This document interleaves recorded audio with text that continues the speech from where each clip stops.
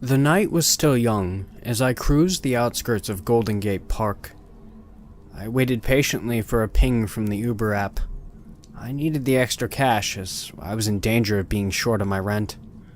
The phone chimed, and as I looked to see someone in the outer sunset needing a ride, the picture was a blonde woman with a big smile, and I accepted.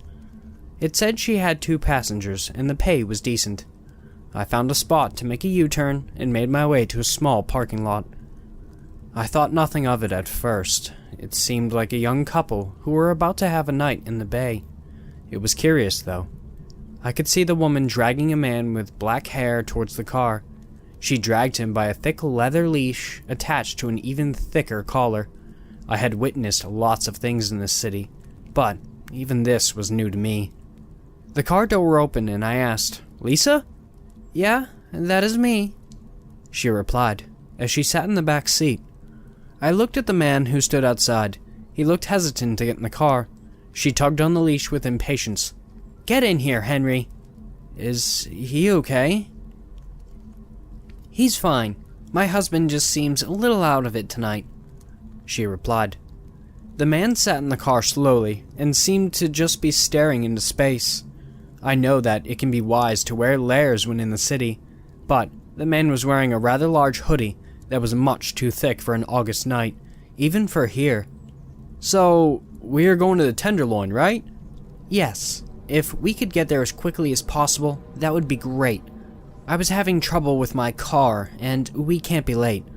"Alright, well, let's get moving," I said, while I looked in the rearview mirror to make sure the two were buckled in. I noticed the man's collar was very tight around his neck.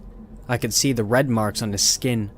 The dark brown leather was strange, as it had its own symbols embossed on it. I had never seen anything like it before. I didn't think much of it, though. I was more concerned by how tight it was, and how it looked like there may have been a struggle to put him in. The woman noticed that I was looking at it too. She frowned and asked, "So, are you gonna drive or not?" We hit the road and headed towards the destination. We drove in silence as I tried my best not to look back at the two. I did notice that the man called Henry started to look puzzled as he stared out the window. "Is everything okay back there?" I inquired. "Everything's fine," Lisa remarked. "Where are you taking me?" Henry asked with a strange tone in his voice. It was monotone and sounded like he was half asleep. The woman scowled at him and tapped at his chest, signaling for him to be quiet. It was clear who was the dominant personality in the relationship, but I still found it quite odd. "You know where we're going, Henry. I told you several times." "You told me you were taking me to the temple." "No, I told you we were going to a party, Henry," Lisa replied as she looked frustrated. I looked back in the mirror to see the man had a look of worry in his eyes. I felt that something wasn't right with this woman. It seemed like the man was out of it. I started to think that he was on drugs. "What kind of party?" I asked, as I looked at the woman who frowned. She didn't like me asking any questions, and I could see it in her eyes. She was trying to think of what to say. "Like, is it a costume party?" "Does it matter?" "I'm just trying to make conversation, sorry." "I want to know what kind of party it is," Henry mumbled as he looked at me. The woman grabbed his leash and then tugged on it hard. I could hear as he struggled for air and coughed. It was aggressive and showed a flash of anger. The sight of it made me uncomfortable. "It's a party," she answered while she loosened her grip on the leash. Henry coughed, then smiled a little bit. I curled my eyebrow as I looked at the two in the back. "That's why he's wearing a collar, because he likes it." Whatever floats your boat. I'm not one to judge." An awkward silence fell in the car.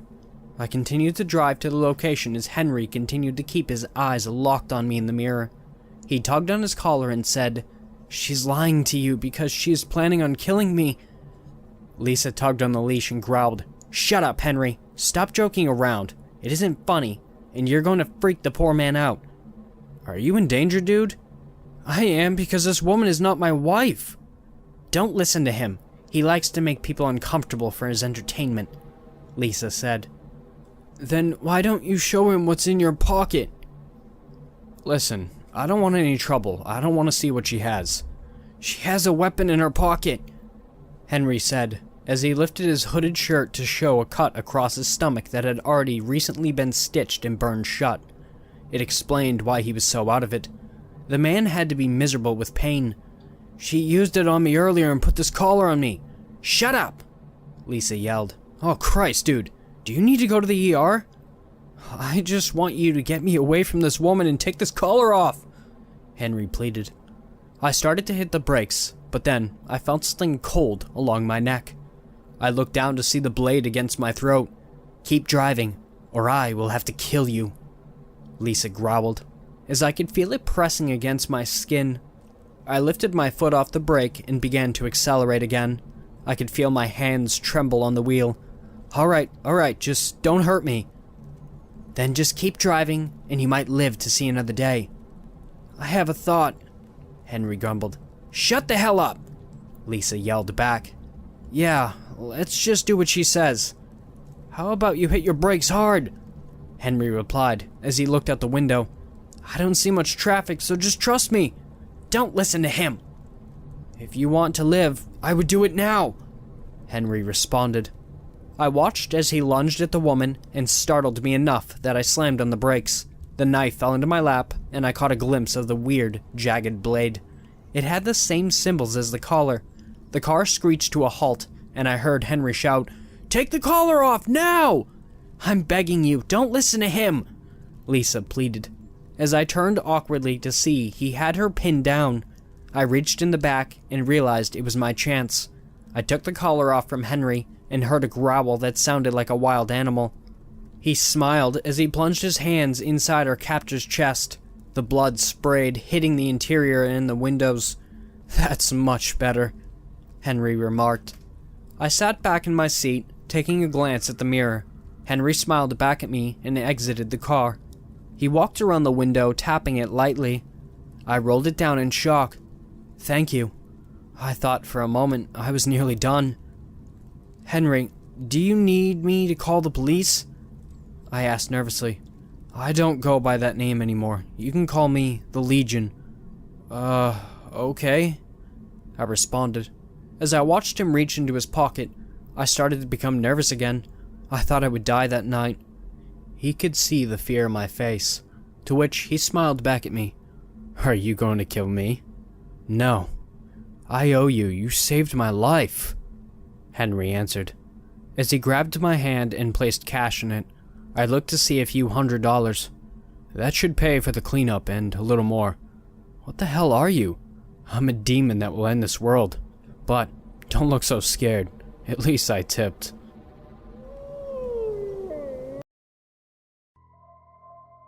Sorry this is a bit long. I know this isn't a therapist office, but this has been bothering me for a long time and I wanted to get it off my chest. This happened June 2018 in Portland, Oregon. I understand that I acted like an idiot in this situation. Since then, I have become more observant, cautious, and honestly, much more paranoid. I went dancing with friends and was really drunk by midnight. Unfortunately, this was back when I had little money and I realized you could save money by eating very little before going out, and it would take far fewer drinks to get drunk. So I was so drunk, I barely remember my friend ordering me an Uber ride home. My phone was dead, of course. I vaguely recall them helping me into the car and telling me to get home safe.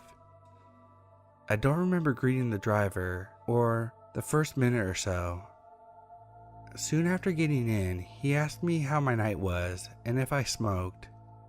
Honestly, I was just thinking about bed at this point, so I sort of just slurred out that I did sometimes.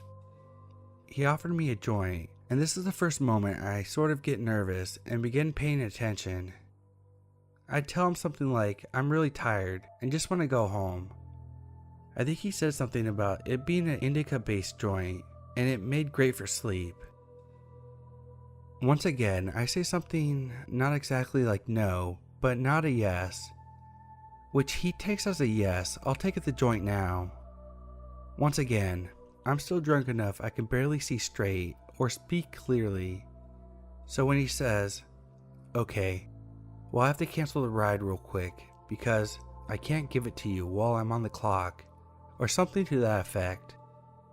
It takes me a second to realize how dangerous that was, and by the time I start to say something, he has canceled the ride and pulls over. We were in an area just east of the Hawthorne Bridge, I think, and it was totally secluded. Some empty parking lots, a close-by auto body shop with no one in sight. It started to hit me. I'm now in a car, not with an Uber driver, but with some stranger. I can't call anyone, and he's trying to give me weed that could have anything in it. For the next minute or so, we're pretty quiet. Or I just can't remember any small talk he tried to make because I was beginning to panic. And every time he handed me the joint, I would take fake hits, just breathing into my mouth and not into my lungs. I felt tired, clumsy, and weak. That kind of drunk where you're almost at the point of nausea. And I knew I couldn't do much of anything to defend myself at that point. I remember vividly being fixated for a moment on the fact that I didn't even have a pair of keys to defend myself with, as my building uses fobs for just about everything, and I didn't take my mail key with me. As I'm freaking out, I look up to see this guy sort of noticing, and I make eye contact with him in the mirror. He was staring at me, but I couldn't read his expression. Finally, he says something along the lines of, well, let's get out of here. I tell him I'll just call another Uber home, thinking at this point it might be safer to walk, and he says, no, I still have your address, I'll take you home. For a moment I was relieved. I guess I wanted to believe him badly that I was going to get home safe. I tried to calm myself down, thinking he hadn't actually done anything threatening. Maybe he was just your typical stoner guy, and I was overreacting. At this time, I lived on the PSU campus in downtown Portland, in the southwest area of the city. He was driving me north, on the east side of the river. There are several bridges to our left, and as he keeps moving north, he has several opportunities to take the exit and hop over the river to get me back downtown. He keeps skipping all of them. We keep passing bridge after bridge that could get me home. Up in northeast Portland, there are some large industrial areas that can get very isolated at night. And Portland in general is surrounded by a lot of forests, so I knew he could take me to a secluded area really quickly. After he passes like the fourth exit for a bridge, pretty sure it was Broadway Bridge, I've been racking my brain for a way to make him actually take me home and say something to the effect of, hey, my boyfriend is waiting for me at home. Which was true, though I said it in a very meek way.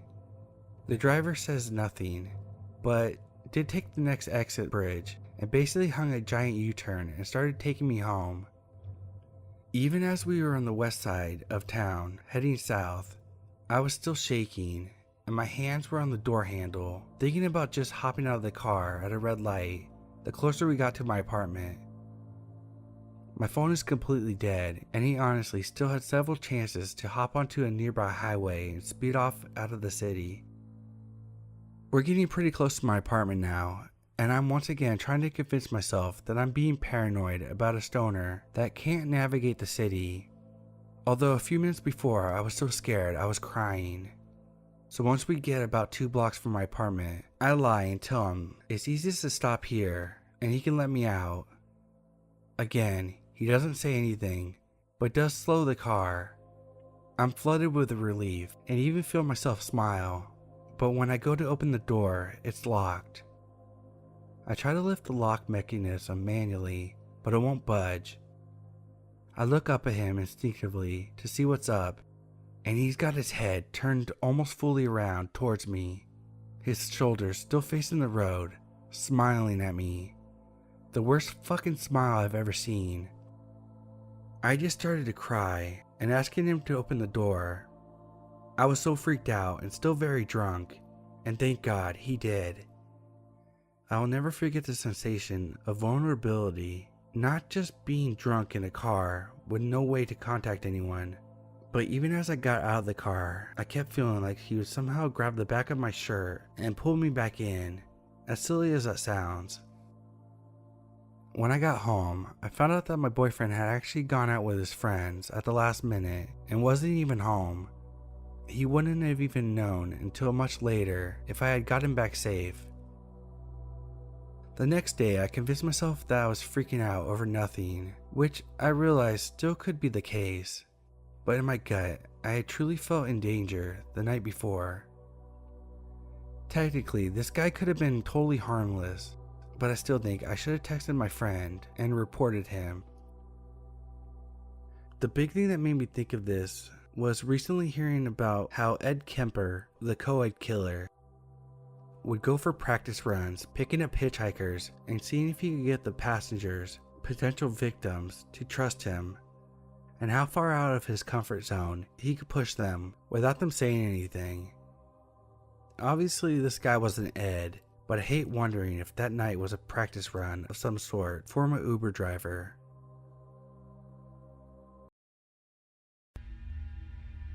Okay, so this happened about a year ago.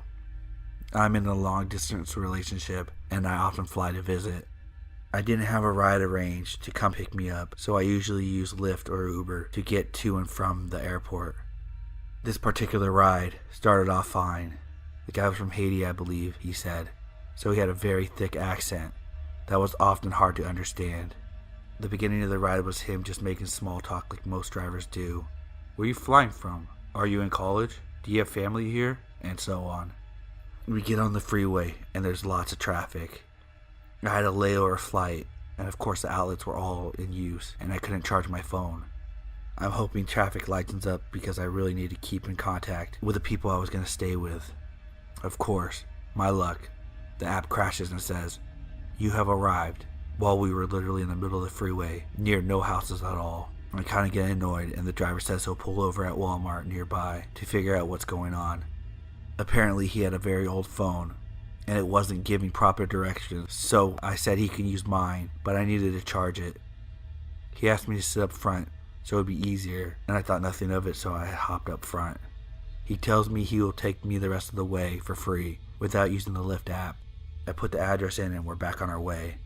As we're pulling out of the Walmart parking lot, he asked me how old I am. I just turned 18, and that's when things got kind of weird. He seemed to lighten up at how young I was, which was a bit odd, but whatever. He then asked me a series of questions like, "Why don't you live here in the state? You should move here. You can go to college here, so why don't you? I'm a doctor, and Lyft is just a side job, so I have money." This man was at least in his mid-40s. I told him I had no money to just randomly move states and start college, seeing as I just became a legal adult. He then told me, "I can take care of you. I can buy you a little apartment and a nice car and take you out and pay for your college." I thought he was joking, so I kind of just awkwardly laughed and said that's okay. He didn't need to do that, but he kept insisting, and I was getting kind of creeped out. I really didn't want to jump to any conclusions. I thought maybe he's just not sure how to have a proper conversation since he's foreign or something. About 20 minutes later, we have about 5 minutes from my destination. My phone keeps doing that annoying charging, not charging, as phones do when the charger wire is loose. I had this phone for a while, so it did this from time to time, and apparently hadn't really been charging it much at all, and it died. Since we were so close to my destination though, I told him I knew the rest of the way, but I tell him to turn right, and he says okay, and purposely turns left or keeps going straight. Anything but what I told him to do. Now we're lost because he's ignoring everything I'm saying and playing it off as an accident, and I'm not super familiar with this entire area. I only knew a small portion of the streets. He tells me he lives nearby, and I start getting really scared because I think he's going to kidnap me or something. I let out a single tear, and then I tell myself to keep it together, because in the movies, whenever they see someone's fear, they get mad or something, so I'm trying to make it seem like I'm not losing my shit. Finally, he goes back around, and when we're almost there again, he purposely goes the wrong way again. At this point, I got my cell phone to about 5%. He reaches over while at a red light and grabs my phone and rates himself a 5 stars on Lyft and friends me on Facebook. He also puts his number in my phone and tells me to call him if I ever need anything, and we should go out sometime. I give him a little fake smile so he doesn't know I'm about to shit myself from fear. Eventually I get so fed up, I just jump out at another red light and tell him, "Thanks, but you're really scaring me. Bye." I call my boyfriend on the 5% battery life and tell him where I am because I'm really scared and I need him to pick me up. The Lyft driver is shouting out the window for me to get back in the car, but there was no way in hell I was going back in there to be someone's sugar baby. That was a total stranger at that. I go somewhere where there's a lot of people and wait for my boyfriend. This whole ordeal made the ride last about 2.5 hours, and it should have only taken around 45 minutes, even with the traffic. Later I called Lyft and told him everything. He supposedly got fired, so that's good. Anyway, random Lyft driver looking for a young sugar baby to kidnap. Let's not meet again.